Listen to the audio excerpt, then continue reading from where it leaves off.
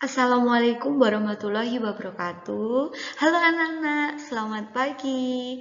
Bagaimana kabarnya hari ini? Semoga kalian sehat ya. Dan Bu Dewi minta kalian tetap semangat dan rajin untuk belajar.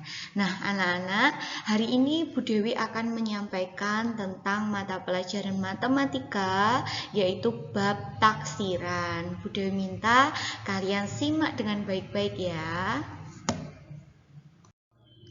Sebelum masuk ke materi, anak-anak harus tahu konsep dasar dari bilangan, yaitu di sini masih ingat ada satuan, ada puluhan, ada ratusan, dan ada ribuan. Kalau di sini ada contoh suatu bilangan jumlahnya 1258 ya. Kalau kita lihat 8 itu sebagai satuan, 5 itu sebagai puluhan, 2 itu sebagai ratusan, dan 1 itu sebagai ribuan ya. Harus ingat ini konsep dasar bilangan. Nah, anak-anak, dalam materi taksiran yang terlebih dahulu kita pelajari yaitu tentang pembulatan. Apa sih pembulatan itu? Mari kita simak bersama-sama. Pembulatan adalah mengurangi caca bilangan tetapi nilainya itu hampir sama. Nah, bagaimana sih seperti itu? Nah, jadi materi pembulatan ini memiliki aturan-aturan untuk mengerjakan soal nanti. Aturannya seperti apa ya?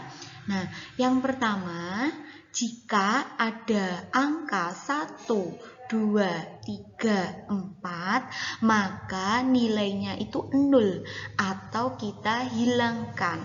Nah, ulangi ya. Jadi kalau ada angka 1, 2, 3, 4, maka nilainya 0 atau kita hilangkan.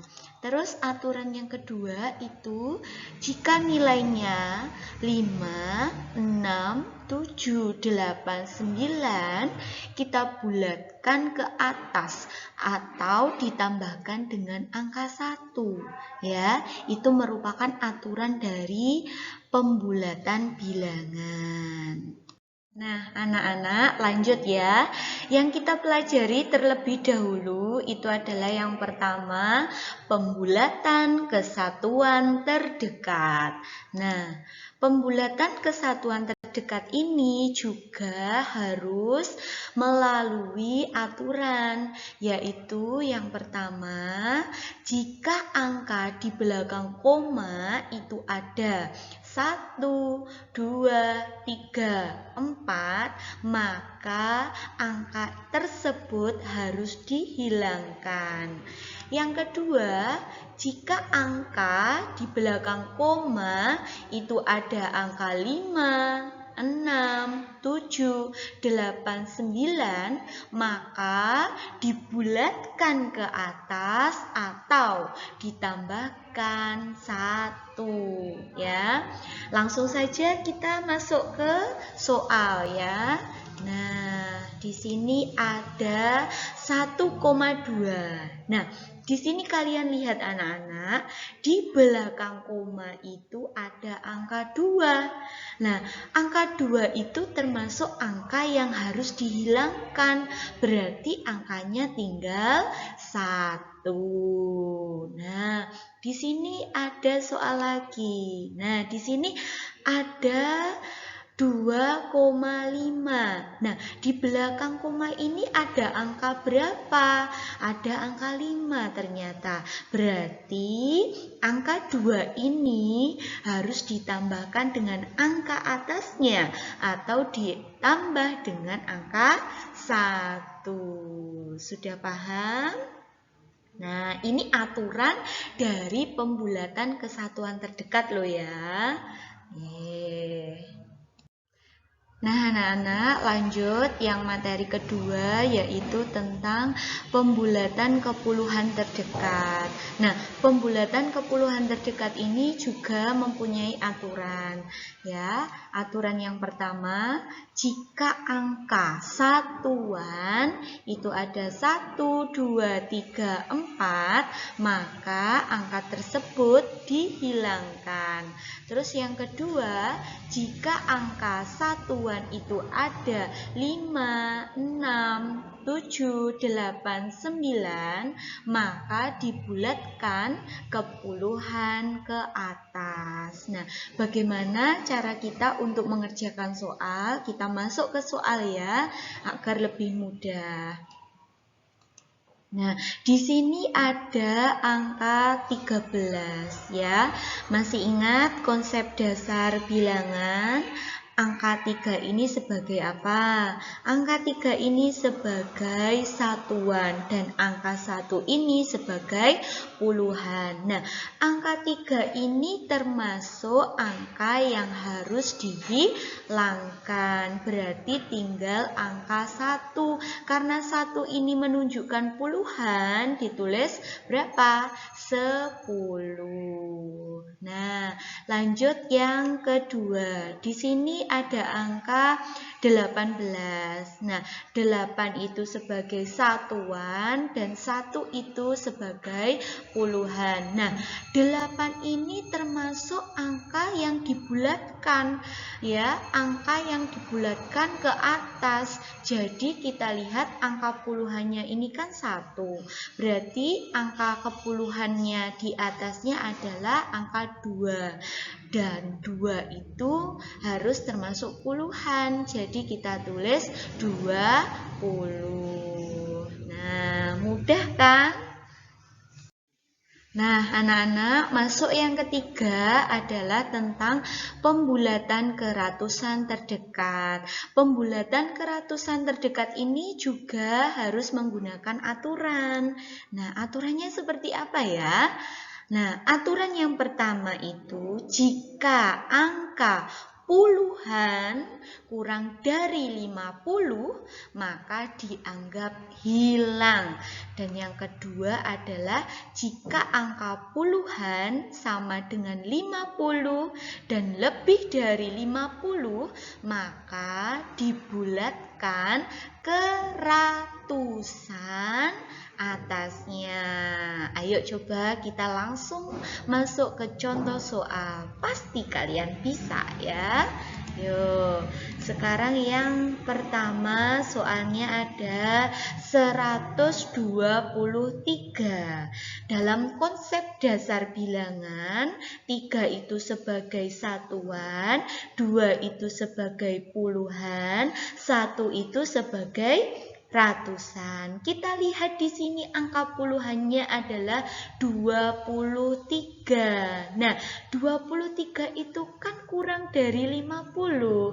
Maka dibulatkan menjadi 100 karena angkanya dihilangkan dan di sini ratusannya adalah 1. Jadi ditulis 100. Sekarang yang kedua.